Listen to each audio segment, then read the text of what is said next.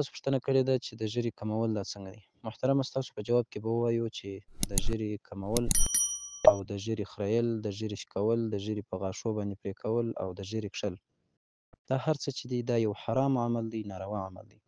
د دې کار کول دا یو ګناه کبیره ځینې جوړېږي. دغه کس چې دی دا فاسق بلل کېږي، دا مردود الشهادته بلل کېږي، یعنې د ده شاهدي په اسلامي محکمه کې باید قبوله نه سي.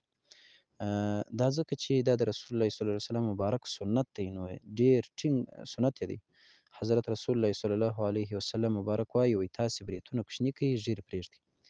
نو بل حدیث مبارک کې راځي نبی کریم علیه الصلاة والسلام مبارک وایي که چا ژیره کمول او برېتونه یې غټول نو دا زموږ د ډلې څه نه دی.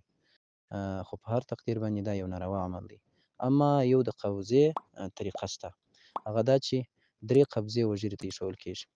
پر طرفو باندې یوه قبضه ده او د زنې سره هم یوه قبضه. هغه دا چې دا ژیره په موټ کې ونیسي، هغه اضافه چې دی چې اضافه سو هغه ځینې پرېږده، دا بس قبضه بلل کېږي. پر دواړو طرفو همداسې د زنې خواته چې راسي چې زنه به نه ورسره نیسي، نور ویښتان چې دي دا چې ونیسي هغه چې تر موټ اضافه سوله وروسته چې هغه پرې کړي دغه نو قیضه ده. نو دا سنت طریقه هم ده، بس ښه عمل هم دی.